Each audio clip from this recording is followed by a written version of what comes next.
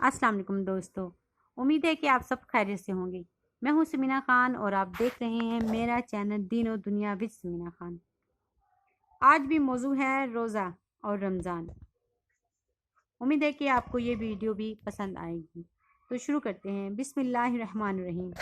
या अय्युहल्लज़ीना आमनू कुतिबा अलैकुमुस सयामु कमा कुतिबा अलल्लज़ीना मिन कब्लिकुम लअल्लकुम तत्तकूना। ऐ ईमान वालो, तुम पर रोज़ा फ़र्ज किया गया जिस तरह तुमसे पहले लोगों पर फ़र्ज किया गया था, इस तबक्का पर कि तुम रोज़े की बदौलत रफ्ता रफ्ता मुत्तकी बन जाओ। बयान अल कुरान। नबी करीम सल्लल्लाहु अलैहि वसल्लम का इरशाद है कि जो शख्स बिला किसी शरई उज़र के एक दिन भी रमज़ान के रोज़ा को अफ्तार कर दे तो गैर रमज़ान के चाहे तमाम उम्र के रोज़े रखे, इसका बदल नहीं हो सकता। रोज़े की खसूसियत और हदीस कुदसी की हकीमाना तशरीह। रोज़ा अल्लाह ताला का वो बाबरकत फरीज़ा है कि जिसको हक़ ताला ने अपनी तरफ मंसूब फरमाया है और क़यामत के दिन हक़ ताला इसका बदला और अजर बगैर किसी वास्ता के बज़ाते खुद रोज़ादार को अनायत करेंगे।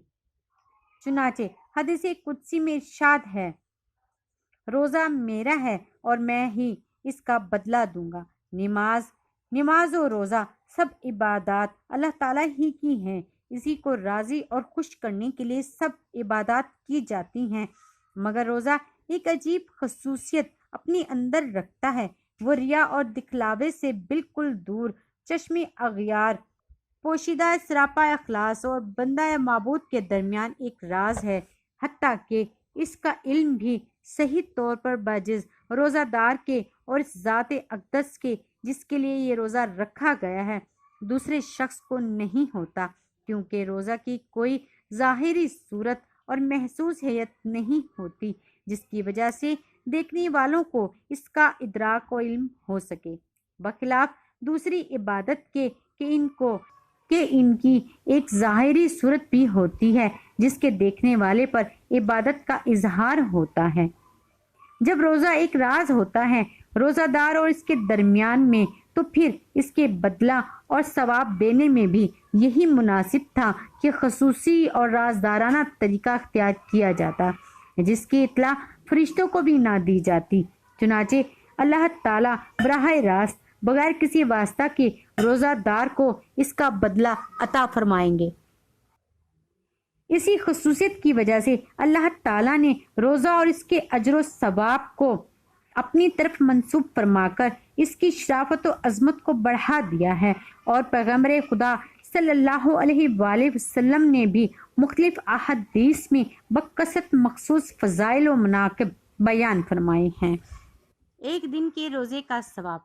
फरमाया रसूलुल्लाह सल्लल्लाहु अलैहि वसल्लम ने, जिस शख्स ने एक दिन का रोज़ा अल्लाह ताला की रज़ामंदी हासिल करने के लिए रखा, अल्लाह ताला इसको दोज़ख से इस कदर दूर रखेंगे कि जिस कदर कव्वा अपनी इब्तदाई उम्र में बूढ़ा होकर मरने तक उड़ान में मुसाफत तय करता है। कव्वे की उम्र तवील होती है, कहा गया है कि 1000 बरस की होती है। इससे अंदाज़ा लगाया जा सकता है कि किस कदर तवील मुसाफत वो पूरी उम्र में कता कर लेता होगा। और हज़रत रसूल खुदा सल्लल्लाहु अलैहि वसल्लम ने फरमाया कि जो शख्स रमज़ान के रोज़े रखे अल्लाह पर ईमान रखते हुए और इसके हुक्म का इम्तिसाल करते हुए इसके गुज़श्ता गुनाह बख्श दिए जाएंगे। शैतान के हमलों से बचने की ढाल। हज़ूर नबी करीम सल्लल्लाहु अलैहि वसल्लम का इरशाद है, रोज़ादार के लिए रोज़ा सुपर और ढाल है, यानी रोज़ादार रोज़े की वजह से दुनिया में शैतान के शर से बचता और इसके हमलों को रोकता है, और आखिरत में दोज़ख की आग से महफूज रहता है। रोज़ादार की नींद और खामोशी। नबी करीम सल्लल्लाहु अलैहि वसल्लम ने फरमाया कि रोज़ादार की नींद इबादत है और इसके खामोश रहने में भी इसको सुबहान अल्लाह कहने का सवाब मिलता है, और इसके हर अमल का सवाब बढ़ाया जाता है, और इसकी दुआ मकबूल होती और इसके गुनाह बख्श दिए जाते हैं। रोज़ादार के मुंह की बू। रसूलुल्लाह सल्लल्लाहु अलैहि वसल्लम ने फरमाया कि روزہ دار کے منہ کی بو اللہ تعالیٰ کے نزدیک مشک کی بو سے زیادہ پسندیدہ ہے۔ گویا روزہ دار اللہ تعالیٰ کا محبوب ہو جاتا ہے کہ اس کی بو بھی اللہ تعالیٰ کو پسند اور خوشگوار ہو جاتی ہے۔ جسم کی تندرستی۔ رسول خدا صلی اللہ علیہ وآلہ وسلم نے فرمایا ہے کہ اللہ تعالیٰ نے بنی اسرائیل کے ایک پیغمبر کی طرف یہ وحی بھیجی کہ اپنی قوم کو خبردار کر دیں کہ جو بندہ میری رضامندی کے واسطے کسی دن روزہ رکھتا ہے تو میں اس کے جسم کو تندرست رکھتا ہوں اور اس کو بہت ثواب دیتا ہوں۔ ماہ رمضان کی عبادت کا اثر تمام سال رہتا ہے۔ حضرت حکیم الامت تھانوی رحمۃ اللہ علیہ فرماتے ہیں کہ تجربہ سے ثابت ہوا ہے کہ عبادت کا اثر اس کے بعد 11 مہینے تک رہتا ہے۔ جو کوئی اس میں کوئی نیکی بتکلف کر لیتا ہے اس کے بعد اس پر بآسانی قادر ہو جاتا ہے، اور جو کوئی کسی گناہ سے اس میں اجتناب کر لے تمام سال بآسانی احتیاط ہو سکتی ہے۔ اور اس مہینے میں معیشت و گناہ سے اجتناب کرنا کچھ مشکل نہیں، کیونکہ یہ بات ثابت ہے کہ شیاطین قید کر دیے جاتے ہیں۔ پس جب شیاطین قید ہو گئے تو معاصی آپ ہی کم ہو جائیں گے۔ محرک کے قید ہو جانے کی وجہ سے اور یہ لازم نہیں آتا کہ معاصی بالکل ختم ہی ہو جائیں، کیونکہ دوسرا محرک یعنی نفس تو باقی ہے۔ اس مہینے میں وہ معیشت کرائے گا، مگر ہاں کم اثر ہوگا، کیونکہ ایک محرک رہ گیا۔ اس میں 1 مہینے کی مشقت گوارا کر لی جائے، کوئی بات نہیں، غرض اس میں ہر عضو کو گناہ سے بچایا جائے۔ انسان کے لیے روزہ مقرر ہونے کی وجہ۔ فطرت کا یہ تقاضا ہے کہ اس کی عقل کو اس کے نفس پر غلبہ اور تسلط دائمی حاصل رہے، مگر انسان ہونے کی وجہ سے بسا اوقات اس کا نفس اس کی عقل پر غالب آتا ہے۔ لہٰذا تہذیب و تزکیہ نفس کے لیے اسلام نے روزہ کو اصول میں سے ٹھہرایا ہے۔ نمبر 1، روزہ سے انسان کی عقل کو نفس پر پورا تسلط اور غلبہ حاصل ہو جاتا ہے۔ نمبر 2، روزے سے خشیت اور تقوی کی صفت انسان میں پیدا ہو جاتی ہے۔ چنانچہ خدا تعالیٰ قرآن شریف میں فرماتا ہے لعلکم تتقون، یعنی روزہ تم پر اس لیے مقرر ہوا کہ تم متقی بن جاؤ۔ نمبر 3، روزہ رکھنے سے انسان کو اپنی عاجز و مسکنت اور خدا تعالیٰ کے جلال اور اس کی قدرت پر نظر پڑتی ہے۔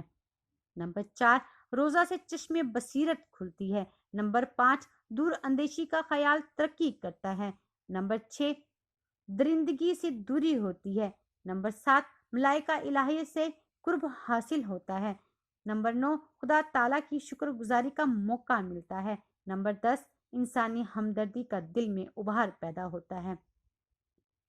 تفصیل اس اجمال کی یہ ہے کہ جس نے بھوک اور پیاس محسوس ہی نہ کی ہو، وہ بھوکوں اور پیاسوں کے حال سے کیوں کر واقف ہو سکتا ہے؟ انسان اگرچہ زبان سے شکریہ ادا کرے، مگر جب تک اس کے معدے میں بھوک اور پیاس کا اثر اور اس کی رگوں اور پٹھوں میں ضعف و ناتوانی کا احساس نہ ہو، نعمت ہائے الہیہ کا ماہ کا شکر گزار نہیں بن سکتا۔ کیونکہ جب کسی کی کوئی محبوب و مرغوب و مالوف چیز کچھ زمانہ گم ہو جائے تو اس کے فراق سے اس کے دل کو اس چیز کی قدر معلوم ہوتی ہے۔ نمبر 11، روزہ موجب صحت ہے۔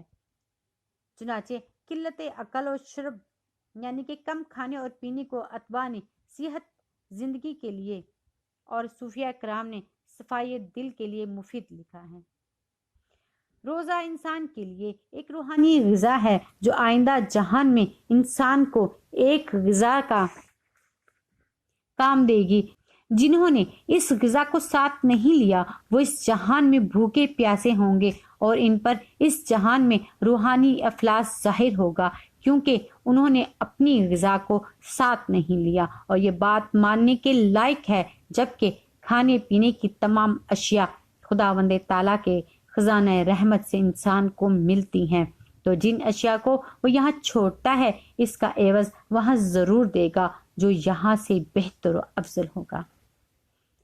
روزہ محبت الہی کا ایک ایسا بڑا نشان ہے، جیسے کہ کوئی شخص کسی کی محبت میں سرشار ہو کر کھانا پینا چھوڑ دیتا ہے اور بیوی کے تعلقات بھی اس کو بھول جاتے ہیں۔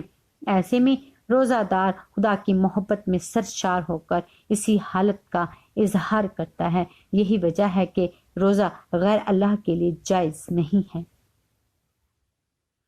ماہ رمضان میں روزہ فرض ہونے کی وجہ۔ ماہ رمضان میں روزہ رکھنے کی وجہ خدا تعالیٰ نے قرآن کریم میں یہ فرمائی ہے، شہر رمضان الذی انزل فیہ القرآن، یعنی ماہ رمضان وہ بابرکت مہینہ ہے جس میں قرآن کریم نازل ہوا ہے، لہٰذا یہ مہینہ برکات الہیہ کے نزول کا سبب ہے، اس لیے اس میں روزہ رکھنے سے افضل غرض جو لعلکم تتقون میں مذکور ہے حاصل ہو جاتی ہے۔ رات کو روزہ مقرر نہ ہونے کی وجہ کیا ہے؟ چونکہ رات کا وقت طبعی طور پر سہولتوں اور لذتوں کو چھوڑنے کا ہے، لہٰذا اگر رات کا وقت روزہ کے لیے مقرر کر دیا جاتا تو عبادت کو عادت سے اور حکم شرعی کے مقتضائے اتباع سے امتیاز نہ ہوتا۔ اسی واسطے نماز تہجد، وقت تلاوت اور مناجات شب کو قرار دیا گیا ہے۔ سال میں ایک دفعہ روزوں کے فرض ہونے کی وجہ۔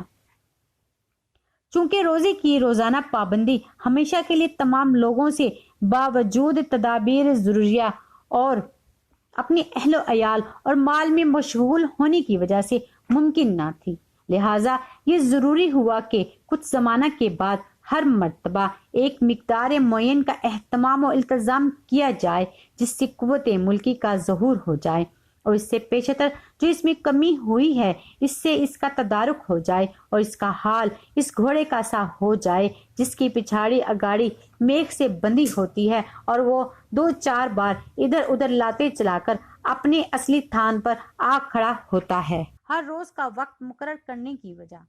یہ بات ضروری ہے کہ روزہ کی ایک مقدار مقرر کی جائے تاکہ کوئی شخص اس میں افراط و تفریط نہ کر سکے، لہٰذا امور مذکورہ کے لحاظ سے یہ بات ضروری ہوئی کہ ایک مہینہ تک ہر دن برابر کھانے پینے اور جمع کرنے سے نفس کو باز رکھنے کے ساتھ روزہ کا انضباط کیا جائے، کیونکہ ایک دن سے کم مقدار کا مقرر کرنا تو ایسا ہی ہے جیسا کہ دوپہر کے کھانے کو کچھ دیر کر کے کھانا، اور اگر رات کو ان امور کے ترک کرنے کا حکم دیا جاتا تو لوگ اس کے عادی نہیں ہوتے، اس کی وجہ سے ان کو کچھ پرواہ نہ ہوتی، اور ہفتہ اور 2 ہفتہ ایسی قلیل مقدار ہے کہ جس کا نفس پر چندہ اثر نہیں ہوتا، اور 2 مہینے کی ایسی مقدار ہے کہ اس میں آنکھیں گڑ جاتی اور نفس تھک کر رہ جاتا۔